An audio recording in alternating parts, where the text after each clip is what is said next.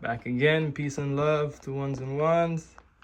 So as you can see by the title, this video is about having a home studio on a budget and how you can potentially get a good sound from just your bedroom, which this is inside my bedroom. So give you guys a little quick tour, yeah. So right here, we'll start with the interface. We have a Scarlett, right? And as you can see, it's not the mini Scarlett. With anything that I show in this video, you per se like it, and maybe it's not a budget friendly, you can get a smaller version. I got this one that goes up to at least 8 tracks because I like recording my guitar with multiple instruments and sometimes sing while I'm playing those things. So I need, that much. And I just love analog gear, and you can plug, a full analog mixing board through this and have it be digital and analog at the same time. All right. So have these little inexpensive speakers. These speakers really cost less than $100. Right, that ones can simply get, right? So in all, right, in the simplest form, interface, you can get a smaller version. Some nice quality speakers, not too big depending on the space. I don't have that much space in my home studio, so this is what I will have to work with, right? The biggest buck of the money, which is not needed unless you're someone that needs this kind of a tool. But there is my MPC Live, which isn't cheap, but it is a part of my studio. That's at least probably the biggest purchase that I've gotten in this studio outside of my laptop, right? So you can get away with just your laptop, a nice interface, some good enough speakers. The speakers will vary depending if you are the person mixing and mastering those things. So you'd have to think about that. The classic, right? Shure mic, right? Of course, this is changeable. You can change what's on the top. So with just this alone, the microphone, the laptop, the interface, the speakers, right? You could get away with just that, right? And that wouldn't be that expensive, and you can push out a good sound, especially if you have somewhere which would be good to record vocals. I got this mic because at least my room isn't treated, you know what I'm saying? It at least gets rid of some of that noise in the back, right?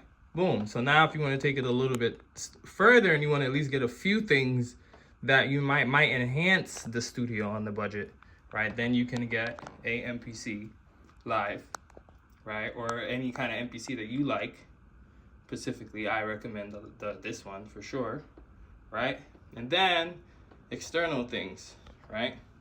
You have right here, X-Touch, right? Universal Control Surface, right? From Behringer. This, I recommend this more than any other thing. Especially if you're a Logic, if you're someone that uses Logic as your any DAW, but like Logic, this thing, you plug this thing in USB, right? And you plug that into your computer and you have Logic open, and this thing immediately connects to every single thing that you have inside of Logic. Everything. The sliders move to however you had them arranged in that track. Everything. And some of you might be wondering, what is this, right? Right, well, this is like functioning like a preamp for the microphone, because these microphones, they need a lot of power to push them, right? Although it's coming out of a good interface, it still would do some justice. So if you're getting this mic, I recommend you getting a cloud lifter with it, some form of like preamp situation, unless you're in unless you're not looking for a budget studio and you're in like a big studio space where you got a whole bunch of boards that are pushing power. But yeah, at the bare minimum, you would need that, right? And right here, I have well, this will come in handy too, right? A light in the night, right? And then right here, I have, this is a very old M-Audio MIDI keyboard, like strictly MIDI. Like you can't plug this in an amp or anything. This is huge, and it's strictly MIDI, right? Strictly. So, and as you can see, it's old. It's been used, and it was used before I got it, and I've had it throughout high school all the way till now. And I'm 30 now, so you do the math. I've had it for some time. Traveled around with it, even though it's so big, right? And you already know what this is, man, by just looking at it. But this has nothing to necessarily do within your studio state, but ones that go out and perform and do solo shows and certain things like that. Whether you're DJing, you're a producer, singer, songwriter, whatever it is.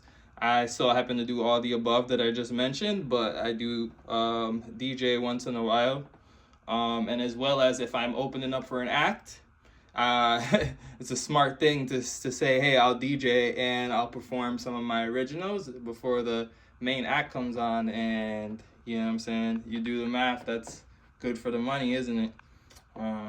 So yeah, so those things are just laid out. So you could say just this little wall that's in my room, right? I have everything laid out, right? So I'm making this for people that do not have a huge space. They have to create something out of nothing like I did in here. Of course, I can go to one of my friends' studios, you know, that got big studio, topless gear ever, but I like being comfortable in my space sometimes when I'm creating. So, and then ones know this is just my nylon guitar, right? I got right here, I got the Hoddu Jelligoni.